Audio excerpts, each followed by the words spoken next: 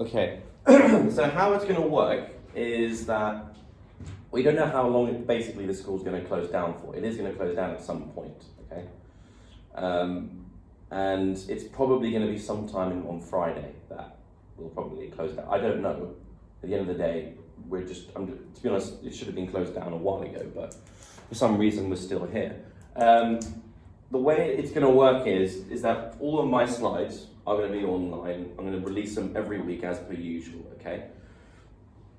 But obviously everything's going to have to go online, so that means assignments as well, but it's very easy to set up. But my aim is to at least do one of these, basically run these through down on videos at least once a week, okay? And it is up to you to watch that, because I'm literally going to be going through the slides with you. So the idea is you start the video and you also have the slides on your laptop at the same time. So as we go through that, every time I change a slide, I'll be talking about it, and you'll be writing the notes as well, as per usual. Of course, in some slides, there's class, stuff you do in class, which we obviously will be able to do. So my job will be, if I can, is to essentially summarize it all for you as well. Okay, that's the idea. So it's basically going to be on a video of me going through the notes and everything. So in any way, it'll be pretty much the same thing as a class. Write down, everything that you need to write down, everything. Making sure you have this online, my PowerPoint presentations at the same time, and we go through it step by step as per usual, okay? It's literally the best I can do at this point in time. We'll be doing, well, as I said, we'll have the assignments on, and it should ping to you whenever there is an assignment, and I'll be mentioning it on the video as well. And I would expect those to be done as per usual every week, okay? I'll ask any questions, but currently I'm recording now, so I can't ask people watching any questions really. So I can only go by what we're doing, but does that make sense? Yeah? Okay. You should do it live on YouTube. Live on YouTube? Yeah. So we would be able to ask questions. Oh yeah, you should do a live video. That's easier. Yeah, I suppose I could do it. Like that way. That's what they do in my brother's school. Let me find out how to do it. I've never actually done one of those before, but let me see if I can. In that case, actually, that might be really good as well.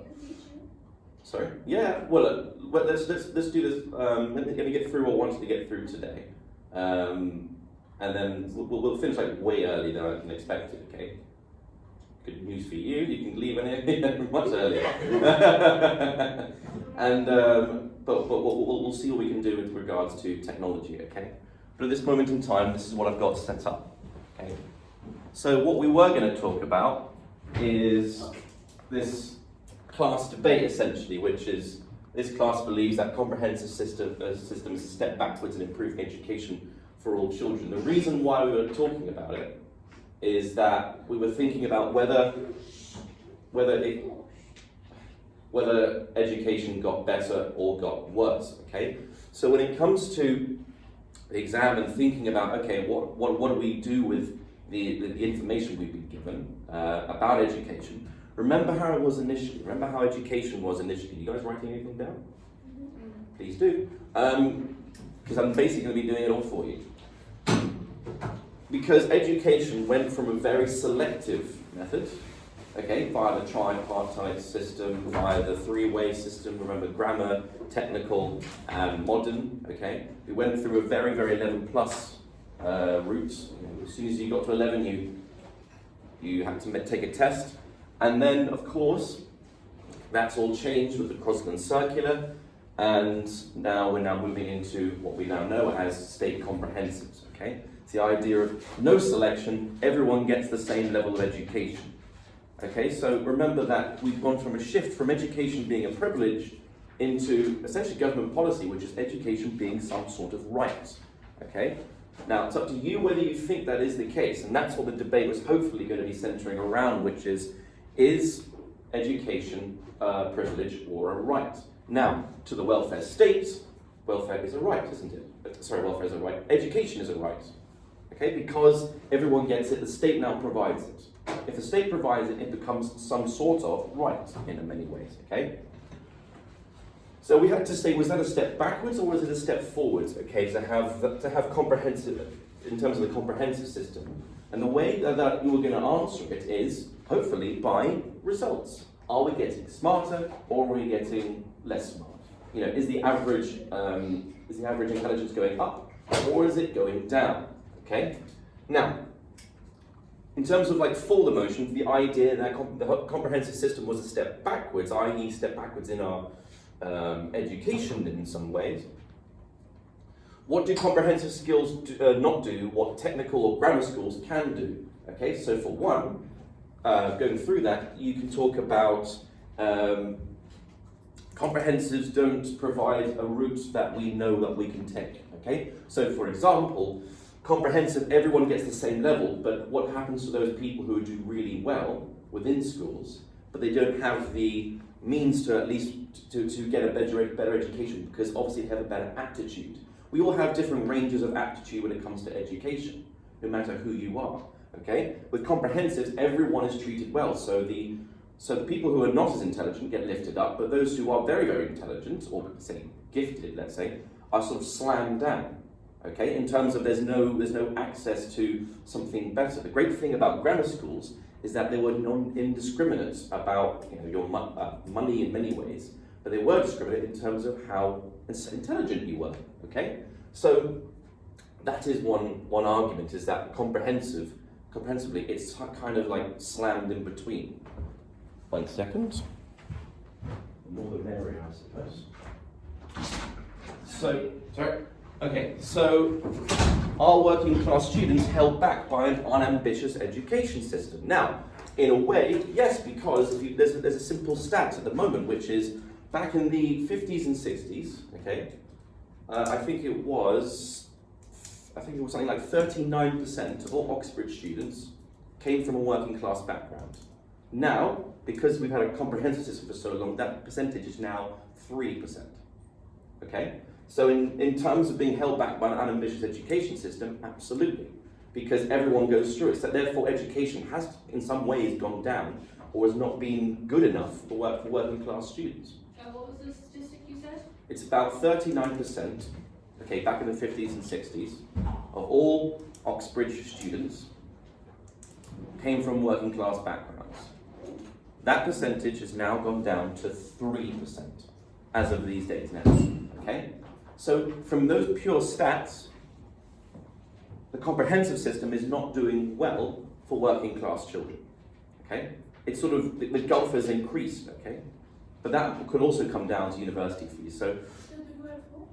Hmm? You said still doing well for? For working class students, okay? I mean, it could be to do with fees, but remember, they apply for loans. Yes? When you say unambitious? Unambitious, i.e. there's, with grammar schools, you can be ambitious because if you get into this school, you'll do really well. That's the idea of what grammar schools were, okay? Unambitious basically means there's no tests. You're just, essentially you're doing a GCSE and an A-level, okay? Rather than, if I do really well, I'll get into this school. I mean, you do have that at university now, but we're talking about way back in primary, yeah. Could you say the fact that there has like sets and streamings, could that play into a fact because the majority of working class kids are in those sets? Yeah, for sure. So, again, we're talking about really sort of widening the gap here between working class and those who are very lucky, essentially to still go to private schools because they're now really becoming schools where you can get there if you pay, okay? Are the costs too great for universal education? Are we, this is more like a general point of view, is if we're teaching everyone, it's going to be very expensive because everyone needs an education, obviously. So when it comes to money for welfare, money for people who are in need, now are we considering students to be in need, okay? So remember, welfare used to be mainly focused on the poor, the sick, and the old, okay? Now we're saying that all students should be within the sphere of the welfare state. That's really expensive, okay? So are the costs too great for such universal education? You could say, well, now that all students within the UK now essentially qualify for welfare in so many ways, maybe it is, okay? So that's the arguments, or the general argument, I suppose, for the idea that comprehensive system is not good and It's a step backwards.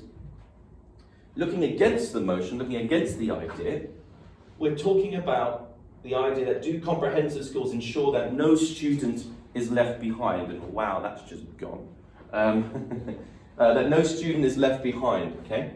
So, in this way, because of course, back in the day, if you went to a modern school, although they were there and, you know, I suppose they were trying to make them good, one of the things is that, in general, if you went to a modern school, you just weren't going to, you had a ceiling over you. If employers knew you went to a modern school, remember you have technical, grammar, they're the good ones, and the modern is for everyone else. If you went to a modern school, essentially that's like a black mark against your name, in terms of that's going to always sort of hold you back anyway, okay?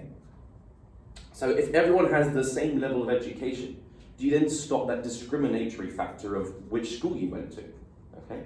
So that's an argument for comprehensive education. Repeat that. Everyone has the same education. I mean, you can watch the video back, but I'll tell you, yes. It's the idea that if everyone has the same level of education, no one gets left behind just because of which school they went to. Like it was back when you went, if you got into grammar or technical schools, you'd be doing really well. But if you went to a modern school, that would always sort of be a black mark against your name. Considering that, you know, you were doing this test when you were 11. How many of us are actually, mature enough to show our intelligence at the age of 11? What did the old system fail to achieve that comprehensive schools are the answer to? Well, in some way, it means that everyone gets the same level. So again, it's a very socialist principle, but it's the principle of education, okay? And it's the idea that everyone gets the same level, okay? So everyone gets the same starting rate. Or everyone gets the same quality of education, okay? So again, it's filling in the gaps where perhaps the selective education left open, okay? So what was essentially a ruthless education system is made more holistic and more compassionate in terms of education here. Are the working class getting a better education than ever before? With a comprehensive system, that answer has to be yes. Okay? In many ways, they are. In terms of the general working class. Not necessarily for intelligent working class students, but for everyone, absolutely. Okay?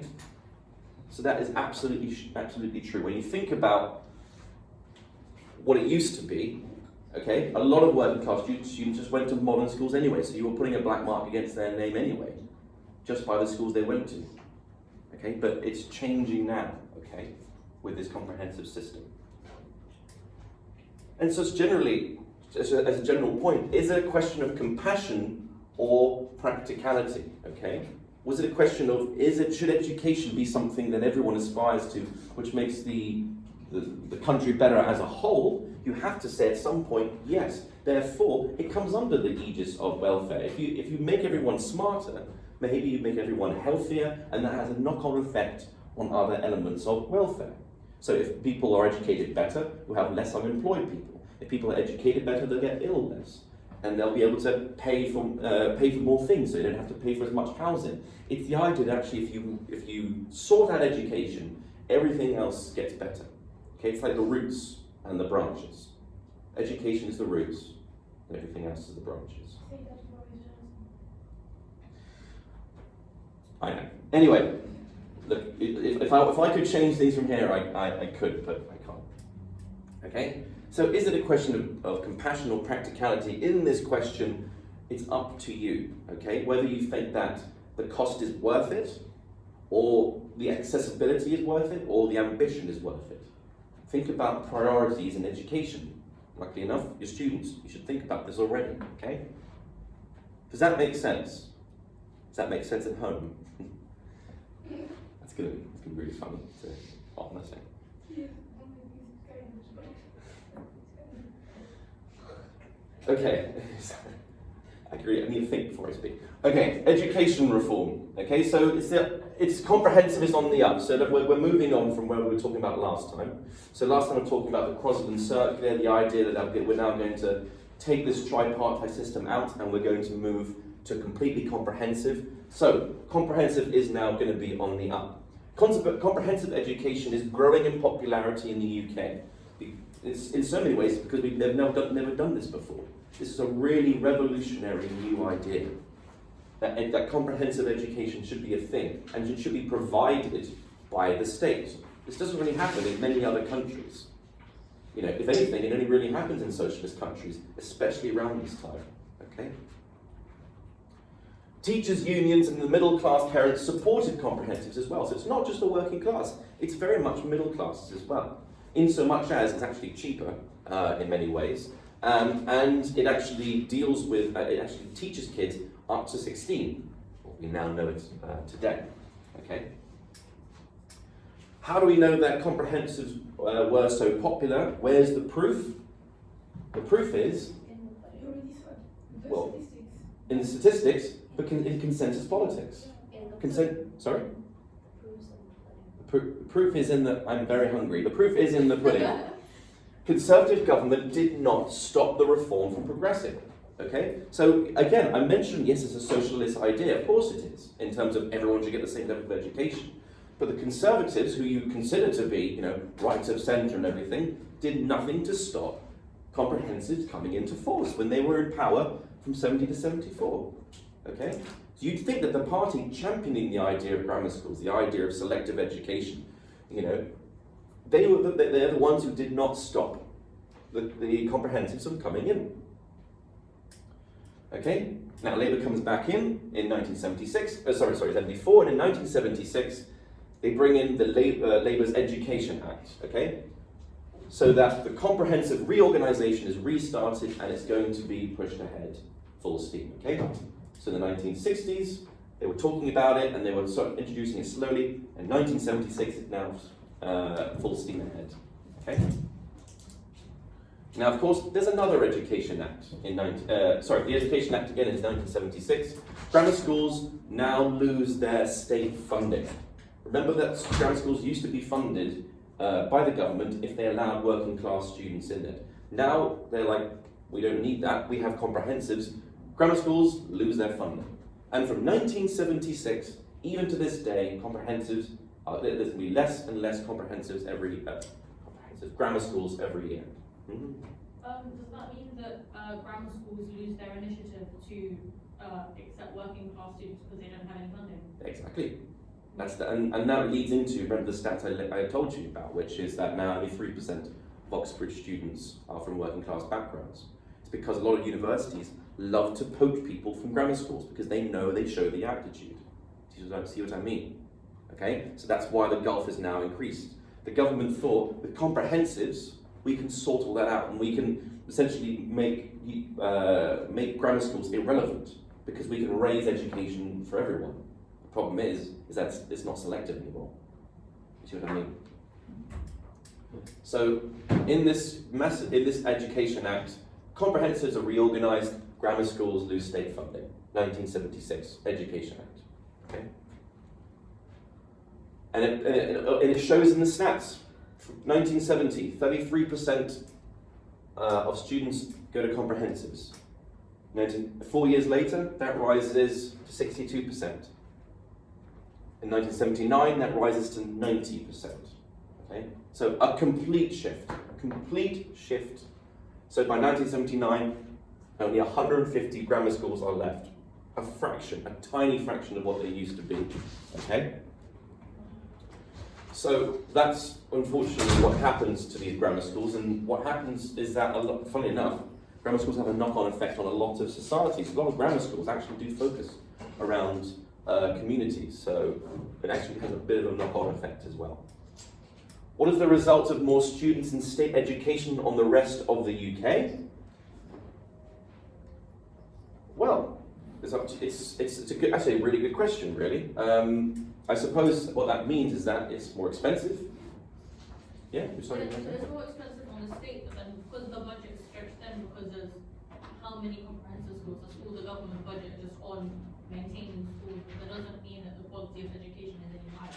Doesn't mean the quality of education is any higher. And if anything, the quality of education is capped because you can't essentially afford to get training or new staff. It's a lot of the times if we put all the money into the classroom, we can't put that much money into the training of teachers, okay? So, which is why, even to this day, when it comes to teacher training, okay, which I went through, you have to do on your own initiative. You have to pay for it at university, just like everyone else. If you make state education free, surely you have to make training for it free. Okay, so you have a weird dynamic in that way. But then as well, like first year teachers get paid like a minimum wage. yep, but that's the case with any sector. As soon as you start off, you're right at the bottom of the pile anyway. But I know what you mean. It's not good, essentially. But the point to know is that comprehensives are on the up in many ways. Okay. Schools are given autonomy by the what do LEAs stand for? Local education authority. Good stuff. Yeah, they're bringing in progressive reforms. Okay, that's what the LEAs are doing. So that essentially they're opening themselves up to be comprehensive. So that's how. If it's not, all these schools don't get built. They just take over old schools. Okay. So in this 1967 Plowden report, I know there's always Crosland circulars, Plowden reports. Schools must teach values and attitudes, giving students the space to develop on their own. Okay, and 10% of primary schools adopted this. Basically, the Plowden report says that schools have now a moral, role to play in society, i.e., to teach everyone good values and attitudes. This is essentially where the idea of, very leftist schools start. It's like we should teach them what the right things to know. Okay, so that's something that this essentially starts, and 10% of primary schools completely agree with that idea.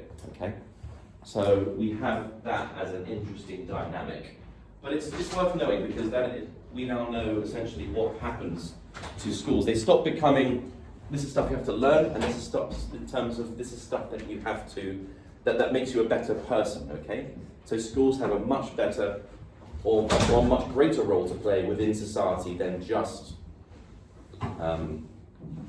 learning things. But also this means, in many ways, that like both male and female students are now getting an even closer education, okay? So now we're really blurring the lines in terms of gender, okay? So the reactions to the reports of this 1967 report, the relaxation of discipline and the removal of essentially Victorian rules. Remember when I say that the 60s is basically the end of the Victorianism era, okay? You can't get more obvious than the Plowden report, okay? So yeah, it's a relaxation of discipline, and it would be about 20, 30 years, or I can't remember exactly when it stopped really, or phased out, when school whipping was, caning, was abolished, okay? And a relaxation of discipline, this meant it's included some schools were getting rid of uniforms and everything like that, okay? So again, when we're looking at different aspects of society, one of the things you have to see, and we'll get into this a lot more when we talk about society and transition, is that the 60s is basically the end of the Victorian era in so many different sectors. Education, welfare, I suppose, that could be done beforehand. The role of women, the role of many different people within society, the blurring of lines of different classes, okay? Absolutely, by the 60s, this is gone. Even when it comes to media, okay, this completely changes.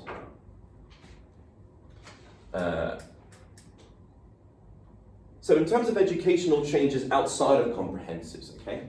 So top 20% of students took O-levels, the rest took something called CSEs, which is like second tier secondary qualification, otherwise known as GCSEs by our standards, okay? So you still have, in terms of qualifications, you still have a two-tier system, okay? But that, of course, is starting to go now. So the smart students took O-levels, the rest took CSEs. So you have two-tier secondary level qualifications, which of course will eventually change. Is it that they took CSEs and then afterwards they took O-levels, or if they if the teachers thought they were good enough, they would make them do O-levels? Yeah, only if basically it's still selective, but not talk about selective to get into schools, but selective in terms of what exams you take. Okay, so if you're smart, you took an O-level. If you're not, or you're not part of the 20%, you do a CSE. Okay? Then when it came at G, which is like general, everyone did it. Okay? In 1973, you've also got the Education Act, another Education Act, there's quite a few of them. And it raised compulsory school leaving age from 15 to 16. And that's essentially what it would be like until pretty much today.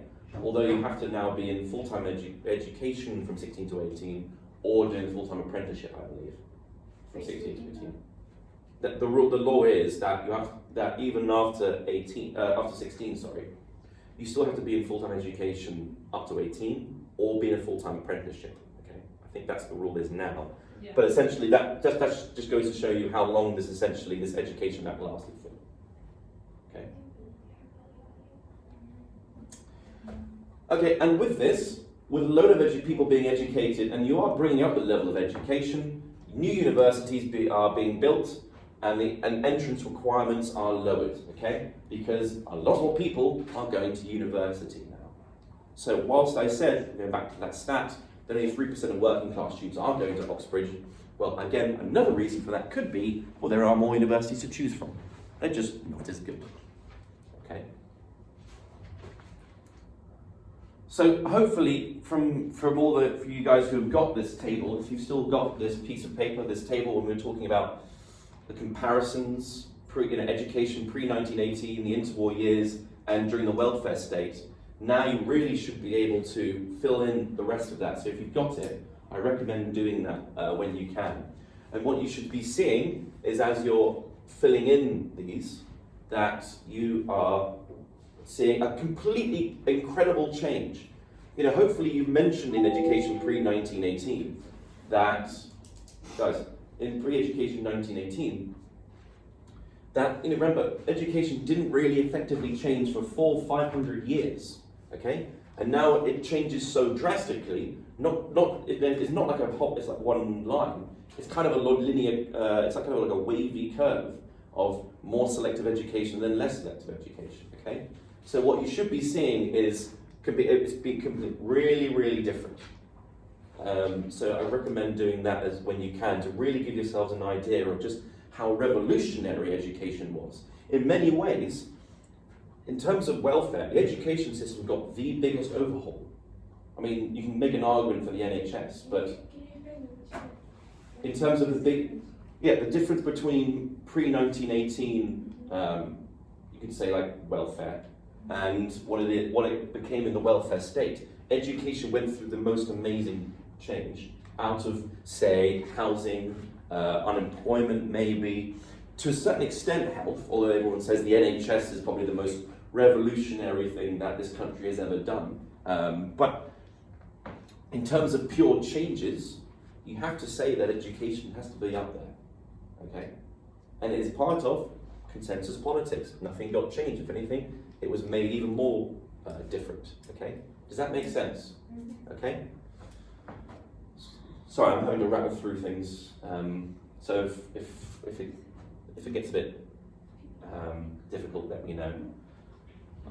So the last thing we're going to talk about in terms of education, guys, the last thing we're going to talk about when it comes to education is universities. Okay, universities. The economic value of higher education awareness is, of course, raised in the UK. The idea that actually if you get a degree, you get so far in life. How do we know? Is because that's been the case from time immemorial. If you have a university degree, you'll get a very good job. But this was, of course, because so few people got a degree. So it was really, really useful, really handy. But what happens if we just send loads of people to university? Essentially the quality or the value of a degree does go down, but that's something to think about. But the economic value of higher education is raised in the UK. Economic, okay? So for the government, they think that if people get a university degree, they will be more useful to the state. Okay? So I mentioned that, that we're lowering the value of degrees. Yes, for the individual, but for the state, if more people get a much better education, that's better for the state itself. Government spending is raised from £1 million in 1918 in terms of spending for higher education. to 80 million plus in 1962. Okay? Quite a lot, especially at the rate of exchange back then. So obviously in terms of statistics, and obviously showing that the government takes higher education very seriously, look at the money. Remember what I've been saying all the time when we talk about developing the welfare state? Is look at how much is being spent, okay? Bursaries are increased. So university costs are slashed to an eighth in 30 years to 1950, okay? So it's making universities more affordable to the point where we're now making it sometimes free. Yeah. When you say it's cut to an eighth, is that like an eighth of what they previously cost is Yeah. what they're currently paying? Yes. Okay. So what they were in 1950 minus 30 years, 1920. Okay. So 1920 it was very expensive, and now it's an eighth of what it was to 1950. Okay. So it's really cheap now. Okay. In many ways, it's because universities want to get more students in. It's actually quite lucrative to have students in. Yeah. Why do people complain about the student debt? This is 1950, okay? Student fees would come back in later on, okay? And we're still going through quite a massive rise in this, sorry. Yeah, so in the 1960s, 70s and 80s, they didn't have student debt because they didn't have to essentially pay for the university because they were nothing. They were worth nothing because the balance between universities and demand was just about right. The universities didn't need it because they were getting money from the government. Now, that's changed. Okay, that's where the ideas come from. You have university grants that let students study without working as well. So students are actually being paid to be in higher education. Okay, so again, another revolutionary idea. Sorry. Yeah. They don't have to, yeah, exactly. They don't have to pay to go to school, and they're getting paid to work, so they don't even need a part-time or full-time job at the same time. Yes. Did the local authorities, or it was more like national? In terms of it's universities gave their individual ones, so this wasn't given by the government. Okay, but essentially, universities were given enough money by the government in order to provide that. Okay. So yes, you're being paid to go to university in many ways. How things change. So, in terms of higher education, you had 20,000 students in the 1900s and 113,000. Let me put another note there in 1962. Okay. So that's a huge amount in terms of in universities. So you have a really small amount, but now by 113,000. It's more than tripled, it's more than quadrupled. Okay? And that would go on to rise. And you have new universities being built in different areas, okay? Very important. So we now have the growth of technical and city universities, City of London, all these other ones that are now being built. Again, further proof that the demand is rising, so more people are cashing in on that demand, okay? So you only have a 3% rise in university students from 1900 to 62, and even less for working class women. So it's actually very small in terms of universities. So in higher education, it's a lot. In universities, it's still not, I suppose, going that much. So I suppose in many ways, people didn't consider university being altogether that useful. Okay. So, in terms of thinking why this happened, why was there no rise similar to, for example, the 1816s, it's actually very interesting in many ways to find out why university was still not considered a massive deal. In many ways, I suppose because people just wanted to get into work quite quickly, okay, and almost didn't really need university degrees because so many jobs still relied on not that big of a you didn't require that much of an education. I suppose with increase in technology, then you need more of an education to know what to do with that technology. But by this time, to 1962, perhaps it wasn't. But of course, the Victorian era was going to be changing then. So, sorry. The Victorianism. Remember we talked about the Victorianist culture. You know, so we're talking about from the 1800s, in terms of more traditional viewpoints, you know, men and women are segregated, men and women are different, discipline, all that kind of stuff. That's now changing. That's what you say it's deeply Victorian. So this idea, this Victorianism society changes in the 1960s. That's why we call it the swinging 60s, really, because it is such a change. Victorian era is basically, there was a queen back in the day. And Yeah, I know, you know, Yeah. it was Victorian in English. What was it in French? I can't remember. What is Victorian in French? it was like 1837 to 1901.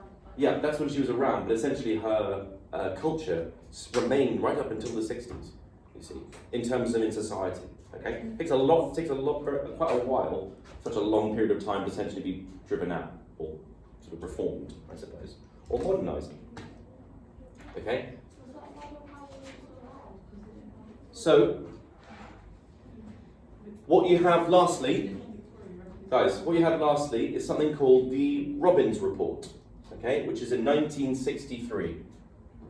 Which explains why there has to be such a reform in education, especially in the 1960s.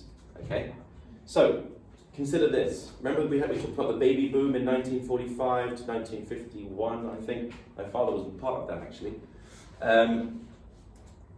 You have a massive increase in birth rates. So by the 1960s, they're all in some form of education. Okay. So, for example, there's going to be potential issues. Do we have the actual infrastructure? Do we have the schools? Do we have the universities to cope with this baby boom that's coming up? Okay, so there's an issue. So that's why the Robbins Report looks into this. Okay. So what does the Robbins Report say? Funding and places available are top problems in higher education. Okay, so in primary, it's actually we've not done too badly, or elementary as it used to be, because we've been funding it and we've been growing it since the interwar period, okay? But for higher education, that had not got the same level, okay? Which is what the Robbins Report found. And it also suggested a universal national grant for all students and more places made. So essentially it's made higher education cheaper or much more affordable, and that should come from the government, surprising no one, and more places made, more schools made, more classroom sizes made bigger, okay? So it's purely, we just don't, higher education is not big enough. We don't have the resources and the space, okay? The results of the report, what followed through? Indeed, the government did follow through on much of the Robbins Report. So, from 1962 until 1970, we went from 22 to 46 universities. Okay, within 8 years, we more than doubled the amount of universities in this country. 34 colleges were upgraded to polytechnics. Okay, so we're talking about just colleges, something like this, were upgraded to places which provided university degrees of sorts. Okay, so for example, Nottingham Trent College became Nottingham Trent University, but it's a polytechnic. Otherwise known as, it provides for quite a lot of different qualifications and degrees. 1969, we had the open universities created for adults mostly. So we're talking about now being in universities were all like dotted around the place. One university is having many different branches. Okay, for adults now. So we're talking about retraining for adults. So from 1970 to 1983. You had up from 185,000 students to 237,000 in higher education. Okay, further proving that the Robbins Report was absolutely correct. The baby boom was about to hit higher education. Okay. What exactly is a polytechnical university? A polytechnic is, as it says on the tin, poly, many, technic is loads of different. It's like technical colleges. So it actually starts teaching you loads of different. It makes it more open to different types of,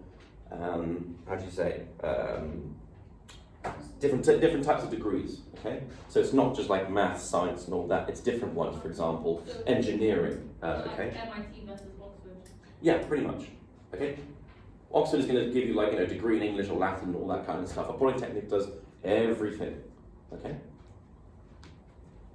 which does mean it kind of waters down, but again, that's up to you. So higher education means higher salary demands, means equality of opportunity, increasing social mobility, and a change in priorities for young people, okay? So this is probably the most important bit to come out of today's lesson, okay? Is in terms of higher education, because we talked about how primary or elementary education had been really vastly improved. If you remember in your tables of comparisons, had been really massively improved, even from before 1918. In the interwar period, even more so. And now, higher education gets sorted, okay? Higher salary demands are required eventually, which does feed into the winter of discontent, the 70s, and more demands and more strikes, of course, because more people are getting better educated. You have equality of opportunity, really important to remember this, especially for the working class. You get equality of opportunity, which means more working class people can get higher paid jobs, okay? Increasing social mobility, now you don't have so many ghettos of working class people. They can now intermingle in different areas, okay? And a change in priorities for young people. Remember, we said previously they didn't worry too much about an education. As long as you fulfilled the role you had within society, you didn't need to go be more ambitious, okay? Did not read and everything. Yeah, but that's of course because that was a very Victorian idea, wasn't it? This is what I keep talking about, Victorianism. But with higher education and more accessibility, this is where the Victorianism idea gets broken down a lot, okay? Because they have the opportunity. A lot of times, because people were so entrenched in their Victorian sort of mode of transport, mentally, is because they didn't have the opportunity to do anything else, which is essentially the whole point about Victorianism. But when you have a change in priorities and equality of opportunity, you allow the Victorian era to die. Okay? Yes. Does that make sense? That's what education really shows, I suppose, in many ways. Showing just you a table in terms of components of total public capital expenditure on full-time higher education from 63 to 1980. Okay, so we have an increased number of students. We have change of proportions in institution facilities, an increased proportion in residents. So what you have essentially is a total capital expenditure increase of 1.42 million. Okay, so lots of money is being spent. So if you want proof that higher education is getting the big boost it needs, and essentially it's the biggest priority for the welfare state, you look at the money. 911 million spent in terms of needed for new students. You need 41 million needs to be spent on new facilities. An increased proportion in residents, i.e. places where students live, 188 million that's going to cost. Okay, so the total expenditure is over $1 billion. So does that make sense? It's in terms of higher education, that is one of the main goals changing for the welfare state. I think it's the easiest part that we serve in your class because I got it the first time. So yes, That's a good. question. Don't need a question, and you have a point of reference as well. So You should ask your students on the phone. why they're not here, I suppose. So what the four reports that I want you to really have a look at. I don't really know if we've got time now. I don't think we do. We could do, I suppose, but I'm just going to give these to you. Is the different information on the Beveridge Report, the Crosland Circular, if you remember I mentioned it back in 1965, the Robbins Committee Report, and the Plowman Report, okay? So it's making sure you know what those are. So my advice is, okay, is to have essentially 4 boxes in your notes, okay? And I want you to put all the useful information about those 4 reports and circulars into that box. Okay, so we're talking about very small things. For example, the Beveridge Report will talk about education in terms of, fixing the problem of ignorance. Sorry? The Beveridge Report.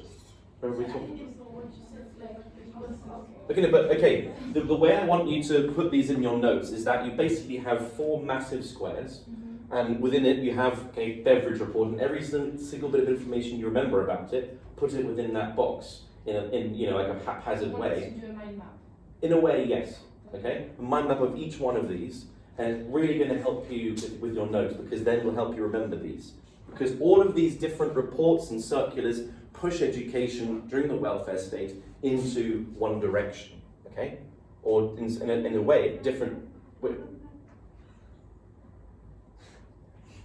I was hoping no one would do that, but there we go. So, just to essentially go over as best I can, the beverage report, remember that talked about solving the problem of ignorance, and you'll look back in your notes and find out, remember what he actually suggested that education needed, okay, which is something nationally funded. The Crosland Circular, talking about removing or reducing the amount of grammar schools and really going into comprehensive education. The Plowden Report, talking about making education holistic, making it a moral right for teachers to teach students the right way to be, the right way to learn, positive attitudes, removing discipline, removing the Victorian style of teaching, okay? And the 1960 Robbins Committee report, talking about how we need more infrastructure for higher education, okay? So with those 4, I want you to really understand that in terms of education during the welfare state. Does that make sense? Yes. I don't know how much more I can condense, I suppose. But in terms of what you put in those boxes, what are they? What do they have to do with education reform? Give a brief summary, if you can, of it. What was their impact? That's really worth knowing in terms of money. How it has contributed to education today. At the end of the day, within your exam, it's really useful to mention how it's changed things today. Okay, for example, Crosland Circular, without that, we probably wouldn't have the comprehensives that some of you went through today. Okay, you know, we're in higher education, so thank Robbins Committee report for bringing that to the public consciousness, I suppose, and rank their importance on education reform. Okay, what do you think is the most important out of those 4? The beverage report, because it's the basis. Basis. Very good. I completely agree. Anyone disagree? Please don't. What do you think is the second most important? The committee report. That one? Yeah. Yeah? Why is that? Because it came out with the idea of like well, for me, I think open universities are a very big factor, because a lot of people do online degrees nowadays, because they don't have the time essentially to go into class, go do like night school and stuff like that. So that's a very big. Well, yeah, with Robbins Report, what we managed to do is managed to actually develop higher education. You know, I mean, we've developed primary, but if the gap between that and university is so big, you know, how does anyone get through that without either paying for it? And that's what higher education did. What were you going to say? No, I was just thinking maybe it's just some thing in the book, because you know how like there was a baby boom, and so basically what you said is the fact that if everyone gets educated, it's like it gets better in a sector. Oh, in terms of just for the rest of the UK? Yeah. Absolutely. There's a huge element to think about this. Okay, I think that is very, very important in many ways, and yeah, I would agree that was the second most important. Third? Yes. What's the third most important, you reckon? I would say golden reports. In terms of why? I'd agree with you in many ways. Thank you. Although I think it's kind of a dead heat between the two, because the Crosland Circular brings the idea of comprehensives in, which we know of today, which is very important. The difference is with the Plowden Report, it's kind of different, it's very important in a different way, in terms of it changes, or it develops a change in society in general, rather than education. I mean, it's important in education, but it changes society. Okay, remember? Because the Plowden Report gets rid of Victorianism. The Plowden Report gets rid of Victorianism, yeah? So it's worth thinking about what's important, therefore you can at least remember it, okay? Remember the most important ones, and hopefully it kind of then cascades into knowing about the rest of them. Does that make sense? Yes. Yeah? So the last thing that I'm going to talk about today is who reformed education better. This is the last slide, guys, okay? So who reformed education better? It's on the back of all your sheets, actually, so you can understand. So is it the Liberals, the Conservatives, or Labour? What do we have to thank for changing education? So this is going not just to the welfare state, but all the way back to the 1900s, okay? So was it the Liberals who thought about who actually brought in an Education Act, the 1918 Fisher Education Act, so, and in some ways the Robbins Report, okay? So they looked at primary, and they really reformed it very, very much so, or elementary school, of course, making it cheap and free for working class students, bringing students into grammar schools, sorry, yeah? So the question, you said that it's not really like we funded education better, but as a team, what did it really work? Yeah, that's the thing with reforming education better. It's not much what they do, but did it help? But here's the thing. If it worked, you have to look back at what made it accessible, or made it possible, okay? So in many ways, you might actually keep looking towards the Liberals, funny enough. Although the Labour Party did change so many things with Crosland, with the Education Act, and remember the Haddo Report, a lot of this would not have been possible without what the Liberals did, okay? And the success the Liberals gained, okay?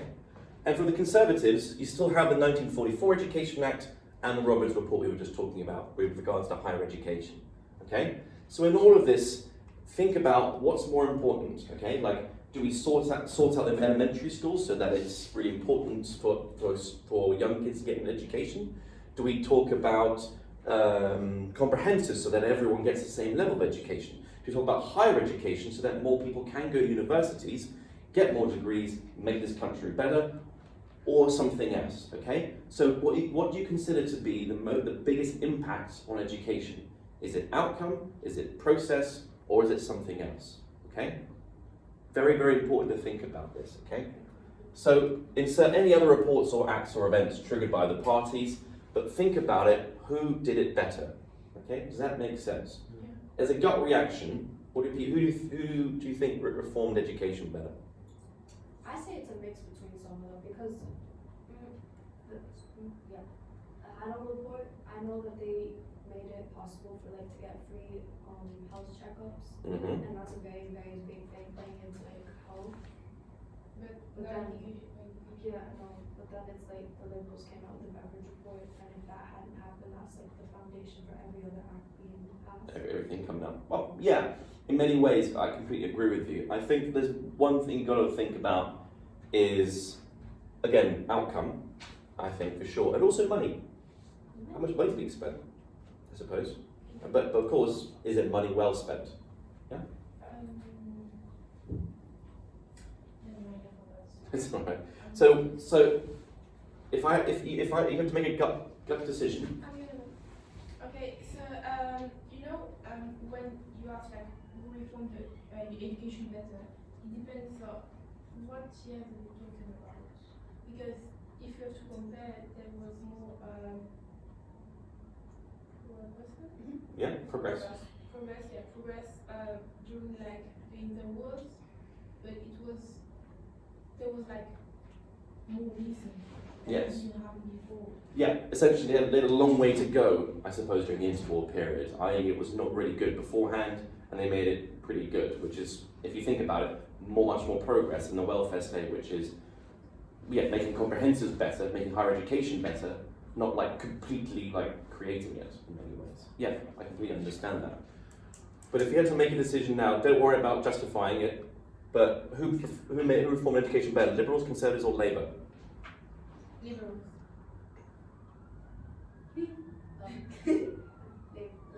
Labour. Liberals, Labour, Liberals. Okay, Chantal? Yes. Which one? Liberals. Liberals? Liberals? Have any idea? Labour. Liberals. Liberals win. Do you know what? Funny enough, I completely agree. The Liberals actually, for me, from my personal point of view, reformed education better in terms of they completely overhauled the system, okay? Really important to think about it. Labour, I think, I'm a very close second in terms of making what make education what we know today, really raising, I suppose, the standards, or sort of general standards, filling in the gaps.